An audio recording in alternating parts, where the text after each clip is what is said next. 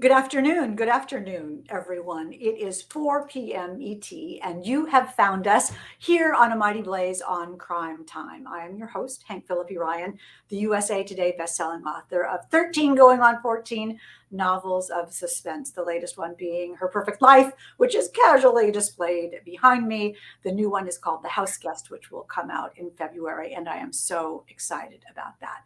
But talk about excitement. I am so pleased that you are all here today. We are talking to one of my favorite authors of all time, the amazing, talented, and brilliant David Ellis, who has a brand new book out today. The new book is called Hey, Pamela. This is marvelous. Welcome to all of you. Look at people coming in. Those comments are great. Anyway, this is David's new book, Look Closer. It is out today. It is one of the twistiest, turniest, most surprising novels of suspense I have ever read, I have to tell you. And somehow it's also funny. And I'm not really quite sure how David, but it is. Welcome, David, to Crime Time on A Mighty Blaze. And congratulations on Pub Day. Oh, thank you. I'm so glad to be here, and I can't wait to talk to you, Hank. You're one of my favorites. You know that. Oh, thank you. How has Pub Day been? I mean, you've had so many launch days in your career. Is it different, better, less, more? You know something? It's absolutely nuts because there is so much buzz on social media, and I'm trying to respond to it. But Hank, I'm also trying to get my next book done. And it was due in March, and I said, "How about May?" And they said, "Sure, May." And I said, "How about July 1st?" And then I said, "How about right after the fourth weekend?" And so I'm literally trying. I'm saying almost all night the last few nights trying to finish my book, which is that's the life, right? I mean, it's a good problem to have.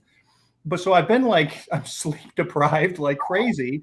But I'm so excited because it's been a long time since I've written one of my own. And so I've been waiting for this day for 7 or 8 years to come back. And I'm so excited, but I'm in a little bit of a twilight zone too. Well, that's great. I mean, we can talk about all those things, the Yeah. sleepless nights and the years since you've done one on your own. But you're right about the social media buzz for Look Closer. It is everywhere, and everyone loves this. You can see on the cover, you have a blurb from James Patterson, one of our true favorites, who Oh, yeah. says, suspenseful, sexy, involving, twisty, and twisted. And that's interesting because those are different things, twisty and twisted. Yes. And then Lisa Scottolini, who writes a different kind of novel Yeah. from James Patterson, writes a dizzyingly clever thriller, endlessly surprising and great fun. What do you ever get tired of seeing that praise from people we love? No, from some of my heroes in the business to hear that is music to my ears, and it's some validation because Hank, you pour yourself into this stuff. This book becomes a part of you as you're writing it, and you have all of the insecurities that you had growing up. Trying to become a good person and trying to find your way in the world. Every one of my books starts as a baby and grows up, and I'm nervous for it. And I hope I'm making all the right decisions. I hope that I'm keeping it fun and enjoyable, but you never really know, right? Like you think I really felt like with Look Closer, I was onto something special, but you never really know. And so when people start coming back and saying, "Hey, it's what you thought it was," there's nothing like it. There's nothing like it in the world. Because there's that moment when you hit send or you put something in the mailbox Yeah. and you think, oh my golly, my baby is out in the world. I hope I Yeah. cultivated it into something that people will love. You do, and you die with the criticism if somebody says something they didn't like about it. It hurts. It does. It hurts. I mean, I've got pretty thick skin by now. All the different things I do in my life, if I didn't have thick skin, I wouldn't survive. But it still hurts. And when people like it, it's just like a breath of fresh air every time you hear something nice. So I'm kind of on cloud nine right now, and it's reminded me how much I just love this business. That's great. Well, people are loving Look Closer, and I want to welcome Phyllis is here today, and Stephanie Cooper is here today. She says, "Oh, this is so fun! I'm absolutely loving Look Closer," in capital letters. And here's Bozania. We're so happy to see you all here today. let me tell you quickly, if you are new to A Mighty Blaze, and I do see, when I look over here, you all, I'm looking at your comments. I'm not looking away from you. I'm looking at your comments. I do see some new people here today. So I want to remind you that A Mighty Blaze was started by the fabulous powerhouse team of Jenna Blum and Caroline Levitt at the beginning of the pandemic, 2.5 years ago, of all crazy things, to keep us together and to keep us as a community and to keep us reading and writing and meeting new authors like David Ellis today. And we are still going strong and will be here after the pandemic, absolutely, because that's maybe the reason that it started, but it won't be the reason that it ends. Let me tell you a little bit about David Ellis, his formal bio, and you'll be able to hear why he has to have a thick skin. The thin skin is me. David Ellis is the Edgar-winning author of 10 thrillers, including the Edgar-winning Line of Vision and The Hidden Man, an LA Times Book Review Book Prize finalist. He has also co-written 9 books with best-selling author James Patterson. David has now turned to domestic suspense with Look Closer, his twisty new novel of obsession and betrayal, justice and revenge. He is now a justice on the Illinois Appellate Court in Chicago. So that's why he has to have a thick skin. That is a very difficult job. Which is more, people must have asked you this a million times. Which is more difficult, writing a novel or being a judge? In terms of the of performing the skills of the job, being a writer is harder for me. But as you can imagine, I get every criminal and civil appeal out of Cook County, which includes Chicago. And so I get a lot of criminal cases with people, convicted and sentenced to life behind bars. And so the stakes are so high when you're a judge. That's the hard part of being a judge, is that so it's not just if I write a book, will people buy it? Will people enjoy it? If I get an appeal wrong, someone may be in prison who shouldn't be. And so it's just a whole different world. For me, it's great because it's also 2 different sides of a brain. Yeah. And so I get to relax one side and exercise the other. But from a pressure standpoint, I guess, for lack of a better word, the stakes are never higher than when I'm getting an appeal of a criminal case. It's interesting, though, because, the stakes are different. That's certainly true. Yeah. But one of the things about being a lawyer and a judge and writing fiction is that they're all about storytelling. What the good, when you're a lawyer and you're arguing a case in front of a judge or a jury, especially, you're telling a story. You're choosing your characters and you're choosing your quote evidence and what you want the juror to hear and how you want to persuade them to think. And that is what you are a master at in Look Closer, is persuading people how to think about things. So let's talk about Look Closer a little bit. It's funny because this is a story about a guy named Simon Dobius. Is it Dobius? Do you say that? I say Tobias. Tobias, okay. An intriguing man called Simon Tobias. Or it's about a murder that took place on Halloween or something like that. And I will leave it to you to describe it because I don't want to step on any story toes. Well, that's the problem too, is, if you have written a book where it starts and you think it's one thing, and by the end, everything you thought has been turned on its head, it's hard to describe the book because I don't want to bury the lead. Do I tell you the ending or the beginning?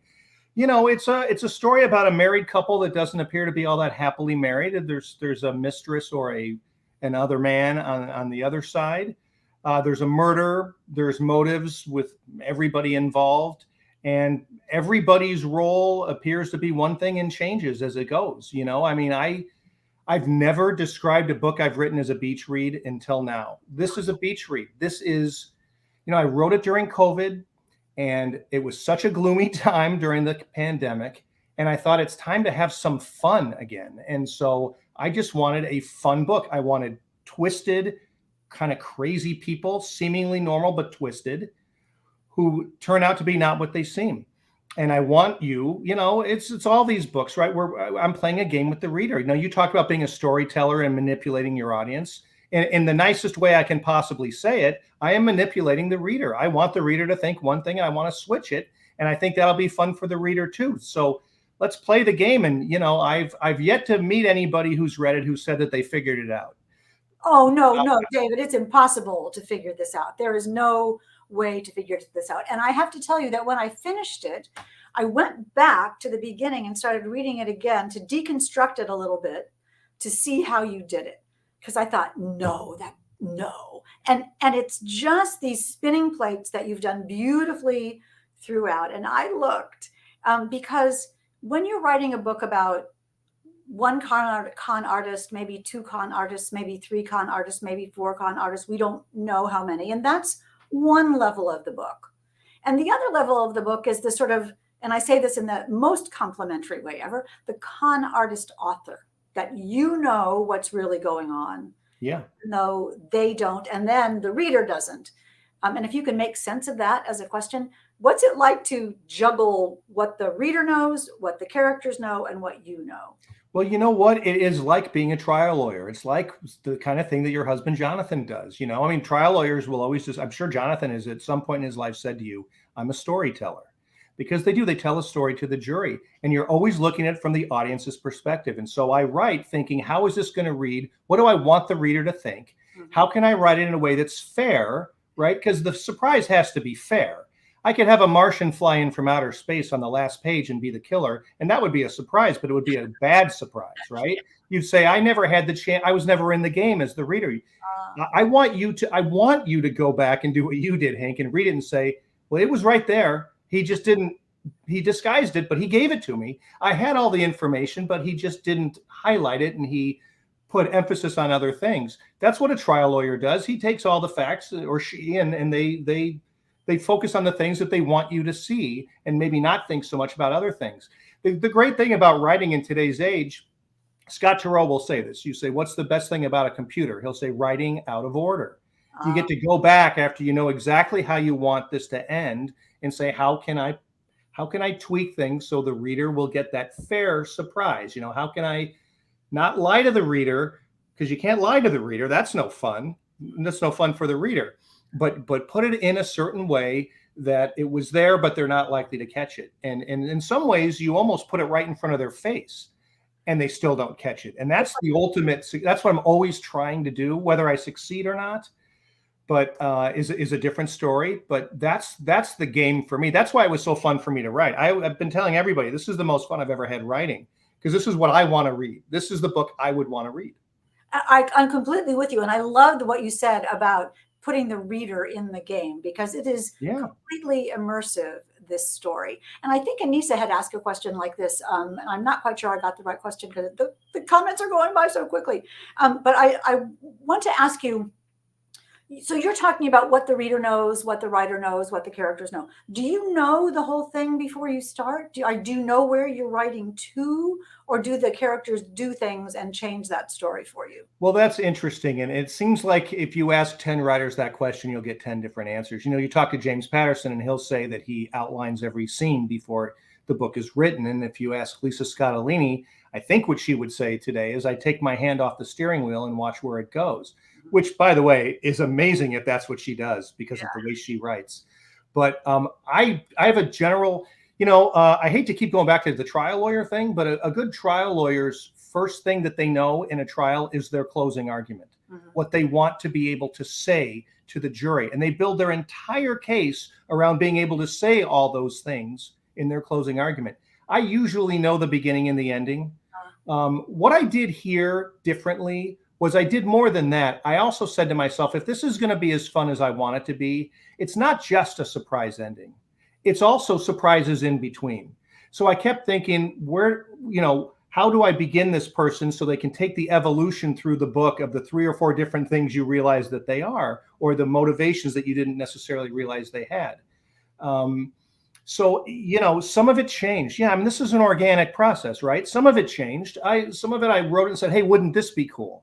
I mean, I know this has happened to you, Hank. I know at some point in some of your books you said, oh, wouldn't it be cool if I did this? Now I got to go change a bunch of crap, but that's okay because it's going to be worth it, right? Oh, absolutely. I mean, in one of my books, I'm sort of more Lisa Scottolini than James Patterson. I always tell him, I can't believe you outline. How do you even do that? It's hard. I can't do my outline. And in one of my books, about 3/4 of the way through, I thought, is this what happened? No. That can't be. And I went back and it was all there. I just hadn't seen it. And Isn't that great? Yes. It I mean, that's what makes this so. That's what keeps us coming back, right? I mean, you when you surprise, I call that surprising yourself. That's yes. what that happens to me, and I call it that. I'm like, I just start writing and say, oh wait, what about this? And I start writing. I'm like, that is too cool to not have in the book. Yeah. So I may have to do some reconstruction, but I gotta have that because the reader's gonna love it because I do. And that going back and finding the places that you need to just tweak, and it's usually just not too much. Right. It's so much fun sort of deconstructing the architecture of your novel to find out what you can tweak to make it be a different building. I just absolutely love that. Speaking of the moments throughout, and you're so right. If you just joined us, you all look at the comments. Yikes. Hi, Phyllis. Let me just see. And Pamela is here. That's marvelous. This book is so much fun to read. And you were saying earlier about that it's not just a twist at the end, and that's what makes it really an instant classic, is that there are twists throughout. And I was looking at reader reviews of your novel just to see how real readers were looking at it, and there's like standing ovation on social media. But I want to read you one of them, and I don't know if you've seen it yet because I know you're busy today. One reader says, I have already made room on my best of 2022 list for Look Closer by David Ellis. It's an incredibly clever story that has so many layers that each time one is pulled away, it is a holy cow moment. And I started thinking about the holy cow moment ought to be enshrined in the David Ellis Museum, because that is exactly what you do. Do you say that to yourself? A little bit, yeah. I get really excited when I realize I've got that, and then I can't wait to get to it. That's what I did, Hank, is during COVID, I started watching more TV for a while. I always read, but I started streaming stuff. I just did. I'd never done it. I got Netflix. I didn't have any of those things. My kids did, but I didn't. And I started watching these things, and I thought the things that I'm enjoying the most are the things that keep switching on you. And that's the fun. And so I kind of fell in love with that. And I said, I got to do that in this book. I could tell a compelling story with a surprise at the end, but I thought, how about I just keep surprising you? And so you're like, well, I'm really getting whiplash here. I'm getting pinballed around, but that's fun. I mean, that's why people are reading a book like this, and that's why I do think it's a beach read. I think there's some deep stuff in there, and there's some passion. And I think the characters have some complexity. But I wanted people to be like, wow, this is so much fun to read. Well, push you to talk a little bit about the book. We can not give away, but we can set the scene. Tell us where this takes place and who the main characters are. Okay, so this book takes place in a town outside of Chicago that probably looks a fair amount like the town I live in. I live in a suburb just west of Chicago. You've probably heard of Oak Park. That's where like Ernest Hemingway is from and Frank Lloyd Wright. So I live in the town next door to Oak Park. And I don't usually announce to a lot of people exactly where I live because I am a judge. But I set this in a fictional towns that are much like these two. And I call them Grace Village and Grace Park. And Grace Village, founded by the same person. Grace Village is a sleepy bedroom community, very well-to-do, and the book opens right away with a dead socialite hanging from the banister in her mansion, and the protagonist, Simon Tobias, standing there. We don't really know why he's standing there and what he has to do with it. We know he's not completely innocent. We don't know if he's guilty, and we don't know why or what happened. And the book unfolds from there. He is married to a woman named Vicky, who is somebody who lived an exceptionally difficult life. As a child, she was a runaway. She did the kind of things that a lot of runaways, unfortunately, have to do to survive. She sold her body, things like that. So she comes to the book in her mid-30s, having lived a very difficult life. One of the things I like about this book is that Simon and Vicky genuinely care about each other, but do they love each other? Do they love each other is a different question. And a nice little twist to add is that Simon is about to inherit $20 million. Well, he has inherited $20 million. And once his wife, Vicky, is married to him for 10 years, she can get her hands on it too. And lo and behold, in this novel, we are coming right upon that 10-year mark. And there is going to be some adultery going on both sides. And one of Vicky's other guy is a man named Christian, who himself shows himself very early on to be quite a sketchy gentleman himself, who might be thinking about that trust fund himself. And so, I tell different viewpoints. All three of those characters are represented in a viewpoint. It's a 4-viewpoint book. The fourth is the cop in a little small town who's never investigated a murder, but turns out to be a pretty sharp lady who's sharper than anybody else who's trying to figure out what happened here. And it becomes a bit of a game between her and Simon at the end. So, I wanted to write short chapters. Yes, Jim Patterson imbued that in me, but he's right. It's a very fast-paced book. It's not a short book, but it reads fast because there's nice short chapters and the viewpoint keeps changing.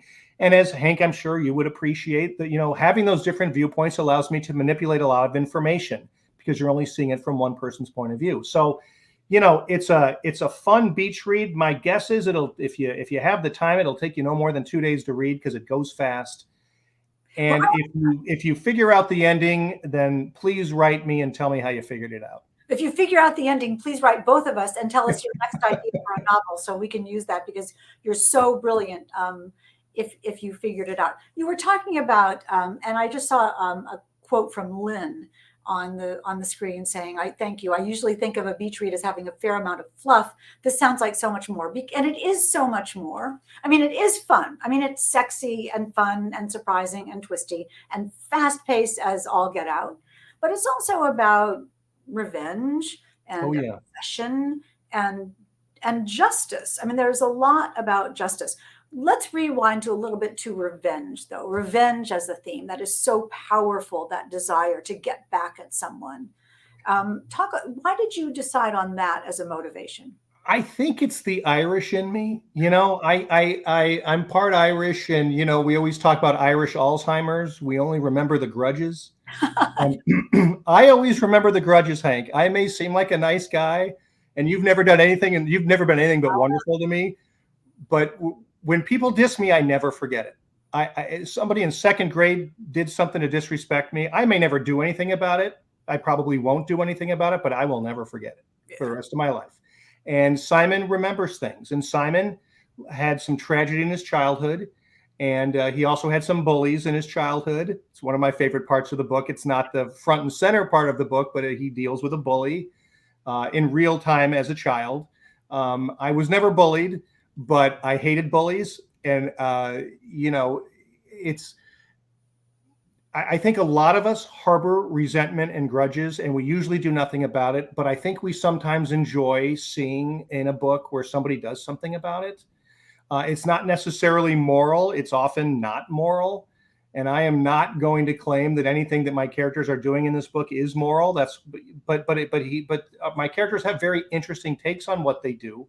And they confront it. They don't hide behind it. They know what they're doing is maybe not the most ethical things to be doing, but they had reasons for doing it and they can justify it. And I think that's interesting because people do that.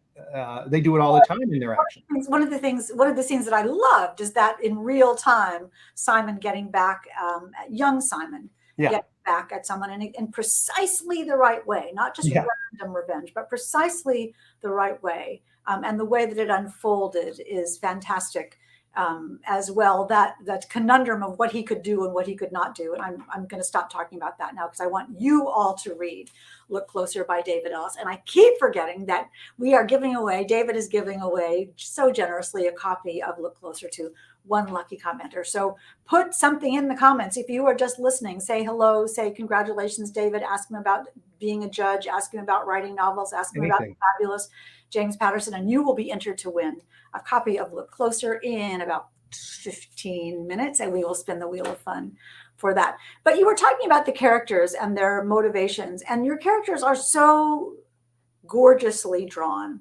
We absolutely know them. And one of the things I loved about Simon is that he's obsessed and he's driven and he plays this game in his head to calm himself down sometimes. And I thought it was hilarious. And do you do that too? Because I kind of do that.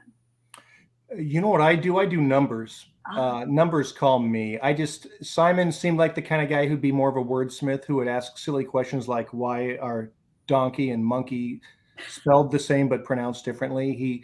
he did it as a child out of just sheer curiosity, and yes, and now it's a comfort for him. It's how he will often need to calm himself down in this book, and he likes to throw those things out. And I've gotten feedback from that. People like that. People do that. Yeah.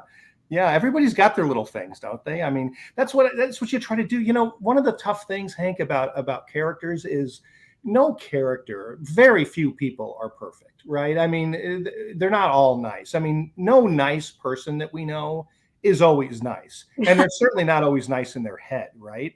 I mean, anybody who you know, and I think of you as somebody who's always positive energy and super sweet. But I'm sure that when you think about yourself, you think, yeah, I'm a pretty nice person, but I've got my dark side too. We probably never see it, but you think it. And I like to bring that out. And that you run the risk when you do that as an author of possibly alienating people and turning off the audience. Because, you know, everyone always says you want a likable protagonist. I got to like him. He's got to be likable, or she. And I thought, I always challenge that just a little bit and say, you know, I mean, there are things not to like about Simon. One of my early readers said, I didn't really like Simon. I said, okay, did you like the book? She said, oh, I love the book, but I didn't like Simon. I'm like, as long as you love the book, that's okay.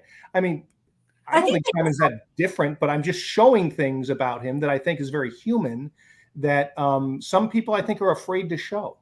Well, I think a character like that doesn't have to be likable. They just have to be understandable. They have to be interesting. Mm-hmm. They have to be compelling, that you can't wait to see what they're going to do next or what they're going to think of, because they're so smart. And the idea that they can, I don't know if the word is rationalized, but it might be at least explain why they're doing what they're doing. And we, the readers, understand that from the backstory of the book, which is so seamlessly woven into this. And speaking of seamlessly, the structure of this book is so much fun. It's complex, but it's not complicated. It's so easy to read and so easy to keep track of. How difficult was that to do? And you were talking about what Scott Turow said about the computer and being able to go back. Yeah. Did you write it in the order that it's in the book? You've just identified the single hardest part of writing. Is if you're gonna, I like complex plots, and the danger is you're gonna lose people. And the other danger is you're going to overcorrect and explain it too much and get repetition, and people are going to say, okay, I already know this. You don't have to keep telling me. Yeah, that is the hardest thing to know. When is it just the right amount? That's one of the good things about putting surprises throughout the book, because then you can, rather than hit you with too much at the end, I can hit you all throughout. And so that's why I thank you for saying it was easy to follow. That was absolutely my intention. I thought, you know, I could save all this stuff and throw it in at the end, and it would be a surprise, but it would be overload. It would be like you're in the asteroid field coming at you in Star Wars, you know? Like now you've told me 20 things in 5 pages. That's too much. And we've all read books like that, where at 5 pages before the end, everything is explained. Yeah. Scene that goes where people are just talking and talking and talking. And that's annoying. And that's lack of planning on the author's part, or a lack of caring. But in this book, it just unfolds step by step by step throughout, and in the end the final thread is turned, and that is, can you turn a thread, whatever I mean, corner of thread is it works so gorgeously. Justice is, Darlene is saying everyone has a dark side. The dark side varies in degrees depending on the situation. That's right. Yeah, and I think you illustrate that in Look Closer. And each person, no matter who they are, has a moment where you understand them. Even the baddest of the bad guys, and I don't know who that is, has a moment where you understand. This is why. Yeah, and that's that's what makes these people human. I mean, I'm never going to have a bad guy who's all bad. Not if you get to know them at all. I mean, every book is different. Sometimes you may have a character you don't get the chance to develop, but these characters are developed. And I think you learn pretty early on. I'm not giving too much away that Christian isn't the greatest guy in the world, but I think you see sides of him that are not the worst either. And I think that's right. I mean, I think some of the worst villains of all time probably had some nice sides to them, and I think that develops the character, and it makes the book more credible and more real. I mean, ultimately, don't we want the reader to disappear into the novel, to get lost in, to forget that someone wrote it and they paid for it, and they're in it. And if they're going to be in it, then you got to give them all sides. Exactly. And what you've done in this book too is give us the two levels of story. There's a flat out murder mystery. Yeah. Is, what happened to Lauren? Who killed Lauren? Somebody clearly did. And who killed Lauren? And then there's why. So there's that. And then there's also sort of a domestic love story, romance, suspense, revenge, obsession kind of story running through that. Talk about juggling those two elements. I'm going to hold the book up again. The two elements of Not easy. And that is a lot of going back and writing. I'm an impatient first draft writer, and I want to get to the plotty stuff. And I always think I'll leave a note saying you need to develop this more. This character needs more of this right here, and I'll just mark it, and I'll keep an outline as I'm writing of what I put in each chapter, and I'll have a little note. Remember to come back to this.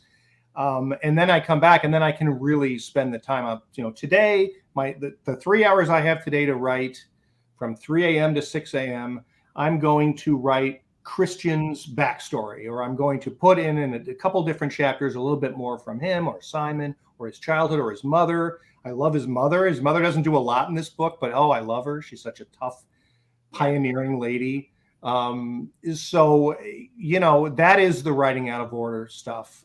It's really, people see the final product and they have no idea how much you and I have gone back and forth and jumped around and changed things. No, but that's fun too. That's the treasure hunt. I mean, I need to interrupt because I know I never. I need to interrupt because Margaret in the Blaze producer is saying 3 a.m. with 27 exclamation marks. And that stopped me too. Are you kidding about writing at 3 a.m.? No, I get up at 3:30. I try to get up at 3. Usually it's 3:30, and I write until about 7, and that's about the time, at least before COVID, when my wife is getting up and she's an attorney, so she has to get ready for work. I have to get ready, and we've got little kids. I mean, my oldest is now 15. My youngest is 10. So I have to get them out of bed, make some breakfast, get them to school, and then we both have to do our day jobs. So it's the only time I can do it, and the good news is I love it. And so I'm waking up to something good in the morning. I mean, the house is dark. It's probably a little cold.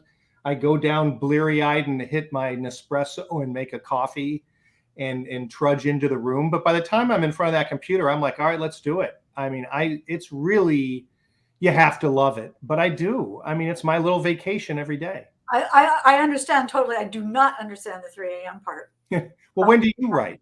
Oh, well, see, I guess that's kind of interesting because I think it's because of working in news for so many years. But I'm actually pretty good at about 10 o'clock at night. Okay. I wonder if my metabolism is getting ready for the 11 o'clock news. I'm also pretty good at 5 o'clock at night, maybe getting ready for the 6 o'clock news. My brain seems to start working. Yeah. I'm a later writer, but I'm not an early writer. And I think it's hilarious that you write the books in the middle of the night that keep us up until the middle of the night. That is exactly what happened with Look Closer. We need to talk about justice a little bit before we get to questions, because the theme of justice and the sort of structure of justice is so layered into this book. And you said there was a line in the book that I hope I get right. Something along the lines of the law protects the innocent, but also protects the guilty because it's the big system that matters. Talk a little bit about what you mean by that and how important that is.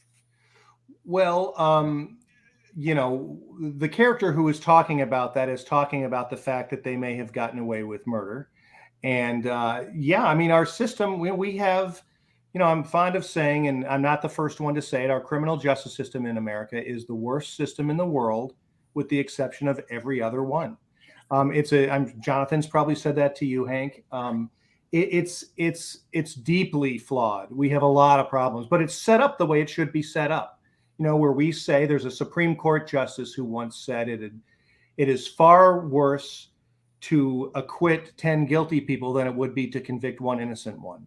We are supposedly set up to make sure that the government can't take your liberty away unless they prove you guilty, and to make sure the innocent do not go to prison. And the cost of that is that guilty people will go free. And I talk about that a little bit in the book. I think what the bigger theme of justice to me in this book is what I like to call moral justice. I just kind Personal of, justice. yeah, because that's more what this book is about. And my characters are defining their actions based on the righting of wrongs, and they recognize that in any civilized society, what they're doing would be deemed illegal. But that's, I won't throw Latin out, but there's a whole, conversation in the law about the difference between, morally wrong and legally wrong. And I'm talking more here about what's morally wrong. And, Simon at one point analogizes to the analogy to the law of war. In war, you kill your enemies and nobody prosecutes you for them. You don't kill innocents, but you kill the people who are shooting at you back. And to the extent that these people are behaving badly, they're sort of thinking, well, I'm just shooting someone who was shooting at me.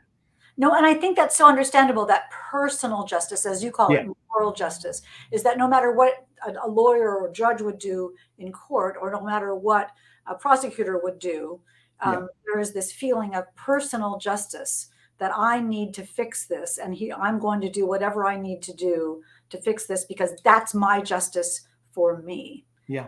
And you teach us about that in this book so beautifully. We are running out of time, and I do want to take a couple of questions, but I want to ask you about, you have written standalones like Look Closer. Yeah. You've also written several series, including this new one with James Patterson called Escape, which is this even out yet? This is out, right? Yeah, it came out a couple weeks ago, yes. A couple weeks ago. Fabulous Escape, which I have not read yet because my husband took the book. Okay. So I may have to get another copy so we can both read at the same time. What is your feeling about the pros and cons, pluses, minuses, differences of writing a series and a standalone like Look Closer? Well, I'm sure that you would agree with this too. I mean, writing a standalone is much more liberating because you can do anything. And as soon as I give a character a backstory, that's the character's backstory, and it's not changing. And I may want to look back and say I wanted something different, but I'm stuck with it. And so, like when I wrote my Jason Coleridge series, fortunately I liked his backstory, but I was stuck with it. And every book had to play off the previous one. And is he growing? And that's interesting and challenging. And I liked it.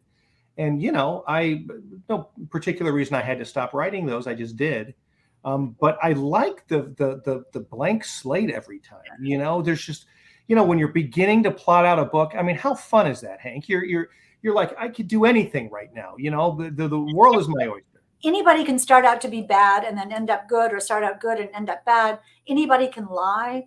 Anybody can be guilty. Anybody can die. And it doesn't matter. And your readers are smart. Here's Darlene, and here's Tanya, Vosenia, and Phyllis are here. That's wonderful. They're smart. These people are smart. And they know that you're saying, okay, here we go. Like as you were saying earlier, I'm in the game with you. Yeah. See if you can fool me. And you're like, yeah, I can. I'm going to try. Oh, that's what I love. I love that game, and the readers are willingly playing it, and I'm here to play it with them. And it's by far the most fun I've ever had writing a book. I kept surprising myself. I kept thinking, oh, wouldn't this be cool? I've hit on something. I love every book I've written, but this book is, I feel like it's like I said, I did it during COVID. I set out specifically to write something really fun, and I think I might do this for a while now. You have madly succeeded with Look Closer. Let me quickly, as my final question, ask you about Escape, just from the standpoint of writing with James Patterson, who is the smartest, wisest, most hilarious, most generous, life-changing person. And has helped so many people and done so much for bookstores and libraries and literacy and authors. And what did you learn writing? What did you learn by writing with him?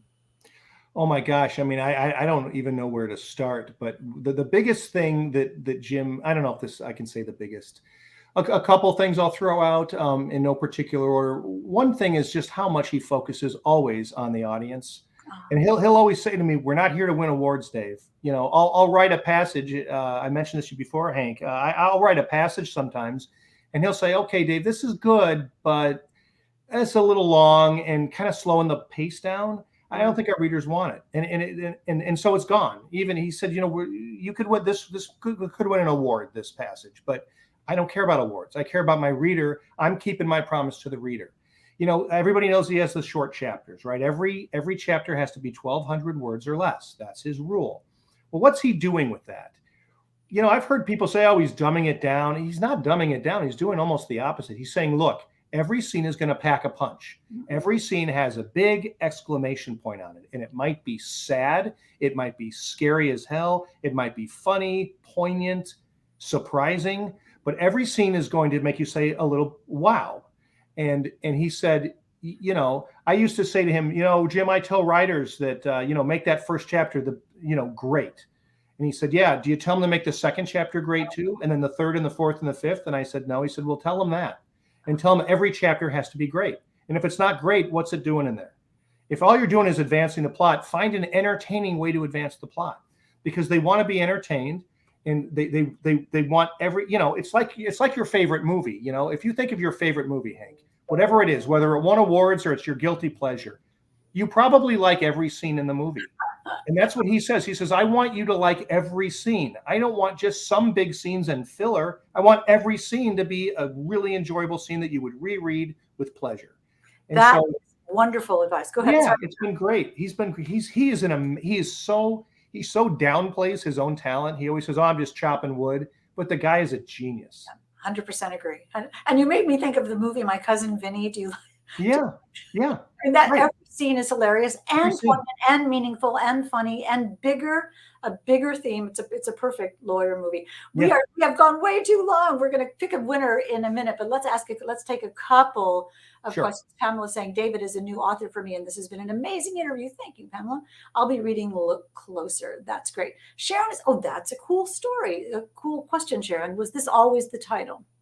No, the title of the book when I wrote it, and I was absolutely in love with this title, was Remember Me with a question mark. And my publisher said, no, we can't have a question mark in the title. And I said, why? And they said, books with question marks in the title sound like not a thriller. Like who stole my cheese or something, right? And I said, well, I definitely don't want people to think it's not a thriller. And they said, well, can you take the question mark off and just Remember Me? And I said, no, that sounds like someone who's dying of cancer and they're bringing their family around and remembering the old times. I mean, that would be a fine book to read, but that's not this book. Sure. So I said, we gotta dig deeper. But I loved Remember Me, because if you say it in the sinister way, it's creepy as hell. And Remember Me. Remember Me. Yeah. I just thought that said so much about the book. But I think they were right, and they're smart. And we collaborated on the new title. Look Closer was a title. We whittled it down to like 10, then 5, and then down to like 3, and we were all ready. And it was none of those was Look Closer. And I said, hey, what about Look Closer? And they said, boom, that's it. So, and I said, okay, cool. I guess that's it. And the 3 weeks of conversation then changed to like a 15-minute. What about this? We love it. Let's go with it. Oh, that's how that happens sometimes. Yeah. You know it when you know it. I wonder whether Lisa Scottolini's wonderful book, What Happened to the Bennetts. Yeah. I have a memory that at one point that was publicized as What Happened to the Bennetts with a question mark. And then later, do you remember this at all? Any of you? No. Remember later it came out as What Happened to the Bennetts with no question mark. And that is profoundly interesting to me, because isn't that a different book? It's a different point of view. That to ask what happened to the Bennetts, as opposed to what happened to the Bennetts here, to the Bennetts. So anyway, digression. Can you? No, but that's right. Yeah, but isn't that crazy? Like that little thing I couldn't believe they reacted so negatively to a question mark. I trust them. I got smart people over at Putnam, and so I said, okay, if they were going to let me decide, but I said, if you guys all feel strongly, I'm not going to push. And they must have their jobs for some reason. Exactly. No, I've got a very good team. And so, but yeah, so when I look at the old drafts and when I look at the folder it's in my computer, it's all Remember Me with a question mark. And then the very last version says Look Closer. Oh yeah. Ta-da. I love that. That. That's a moment. Who else has a question? I think Anissa, welcome, Anissa. You've written standalone books, series with James Patterson. Does your writing process change? Yes, that's the question I missed. Does your writing process change with the different types of books? Well, it absolutely does between my books and Jim's, because Jim, as Hank mentioned, Jim outlines every scene before the book begins. Now, he knows some of the scenes will change. He doesn't expect it to be exactly the same. But I start with a plot, which I usually don't start with. And, the way Jim and I work, I think he does this with all his writers, and he's made no secret. I'm not revealing any secrets here. I'll write 4 or 5 chapters at a time and send them to him, and he'll read them. And it will be much like a director would watch me act a scene. He might say, great, let's go with it. He might say, we're going to reshoot this, Dave, and I want chapter 4 to be a little more this, a little less that. The pace needs to be, and if I need to tweak it, I will and send it back. Or he'll say, we're good, let's keep going. And so that's completely different than what I do. I've got to, I don't workshop my books. When I'm writing my books, nobody is reading them. I'm not showing them to anybody. But with Jim, I'm constantly showing it to him, and it's smart. It's smart for him to do it that way. It works for him. And sometimes I go off the reservation a little bit, and he's always there to kind of gently coax me back. That'd be fun, though, wouldn't that? I think that would be lovely to be reassured along the way. Yes. Oh, yeah. No, and Jim, he's super nice. He's never raised his voice to me, and I think I've pissed him off a couple of times, but he'd never let me know that. But he will tell me, like, he's super nice, but if it's not working, this is not about him. It's not about me. It's about the reader. So if it's not working, he'll say, this isn't working. We got to do something different. And do you hear his voice in your head when you're writing your books? I do hear his voice. I do all the time now, because I'm demanding that every scene be really interesting and fun. Because I didn't mean to do this, but I would find myself saying, okay, I know what my next plot step is. I need a couple things to happen in between. So I'm going to, write a scene that advances it. And Jim would say, was that an interesting scene, Dave, or was that a crappy scene? If it was a crappy scene, get it out. The reader will figure it out, or do it a different way, but don't do this. Okay, don't waste anybody's time with those 3 or 4 pages. And the short chapters, yes, there's a punchiness to the short chapters that is a genius that Jim invented. He's being copied a lot, and I am now one of the people copying him.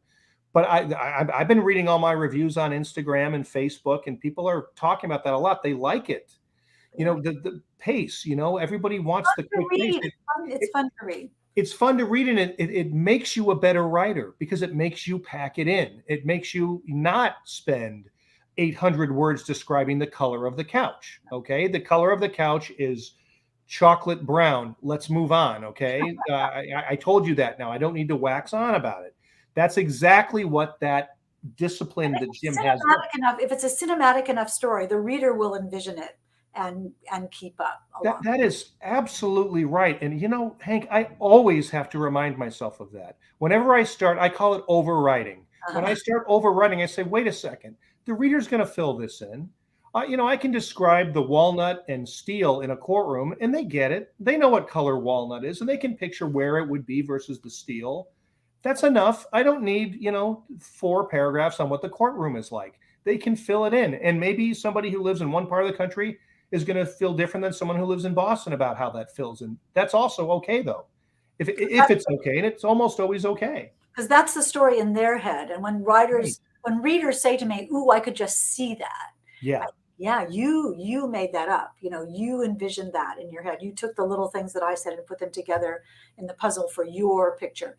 I mean, isn't it fun for you when 2 different people tell you different takes on the same character? One person says, oh, I thought he was this and this. And another person says, I thought it was that. And you're like, cool. Okay. Great. That's fantastic. The person came to life to both of you. Exactly. Love that. Who else has a question? Oh my God, we're running out of time. Oh, we are running out of time. One more question there. I know that there are some in here, and I'm going to go through here. Because I talk too long. Well, are you going to know? There's no. This is both of our faults. I got to tell you. I so much. Diana's asking, are you planning on writing more books with James Patterson? Yeah, I'm writing the 4th. Escape is the 3rd in the Billy Harney series. I've written the 4th. And I'm doing a standalone with him right now. Until the guy kicks me to the curb, he's so much fun to write with. And I tell you, I think every single time I talk to that man, I learn something. And I think to myself, why didn't I know that? Why do I have to be learning this from him? But I do. I still do. I have a yellow sticky on my computer that says, be there. Yeah. And that's what I learned from him too. Final question. Anissa, fabulous Anissa is asking, who was the hardest character in Look Closer to write and why? The hardest character was Vicky, who I've had many people tell me is their favorite. And I'm told that it was the driving force behind. So we've sold the book. We sold the movie rights to a streaming company. I can't make it public yet, but there's an actress who's attached to it, and she said it's all about Vicky. She thought that Vicky was an amazing character. I always have a little bit more of a challenge writing women, and I do what all men do. I have a tendency to write to type, to cast, stereotype, in other words. And then I always have to step back and say, come on, you dummy. You know a lot of women in your life, and they're all kinds of different, right? Women aren't just all nice or all sweet or all motherly. You've got some badass women. You've got some real sexy women, and so in making sure I don't write to type, I think I maybe even, I don't know if I overdo it, but it makes me really want to bring out some unconventional things in my female characters. I struggled with her, but people call Simon the protagonist. I'm telling you, Vicky is every bit as much the protagonist, and I love her to death. I'm not going to say where it is, but the final scene with Vicky, one of my favorite scenes in the book. Me too. Me too. No question about that. Okay, you have been marvelous. Let us spin the wheel of fun. It is giveaway time. Let us spin the wheel of fun, which Margaret in the back room will put up, and you'll be able to see the wheel spinning, and we will see who wins a copy of Look Closer. I love this. I always think there should be music. We've got to get music for this. And the winner is Lynn Hanneman. That's so great. Lynn, wonderful. David, Lynn is a fabulous, smart reader, and I know she will love this book. So Lynn, email me and we will get you a copy. Not this one, because I'm keeping this. A copy of Look Closer by the fabulous David Ellis. Let me tell you very quickly before you all go, next Tuesday at 4 p.m. ET, we are going to welcome Shanora Williams, whose new book is called The Wife Before. Yes. You can see how far I am into it, about halfway in. And I'm thinking, ooh, this is kind of a hip, modern take on Rebecca.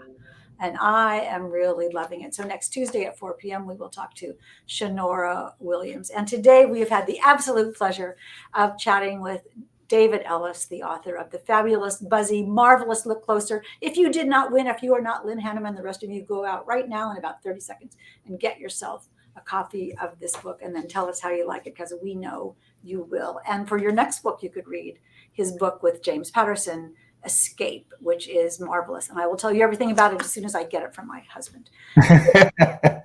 David, thank you so much for being with us today. Happy Pub Day. Oh, thank you. It was a blast, Hank. You've been great to me, and I can't wait for your next one. I told you I saw the trailer for it, The House Guest. I'm just waiting to get a copy. Thank you. I will take you up on that, and we will swap new books. There you go. Remember, you can talk to David Ellis up close and personal this very Sunday, July the whatever that is. I'm looking at my calendar, the 10th. In the back room, go to the-back-room.org. Sign up space is limited, but it's like having a conversation and cocktails with David Ellis and Simon Toyne and Paula Munier and Alex Segura, all of us together in the back room, and we will see you then. Anyway, and we will see you without fail next Tuesday at 4 p.m. ET here on Crime Time. And until then, remember, it is always safe inside a book, and we will see you next time.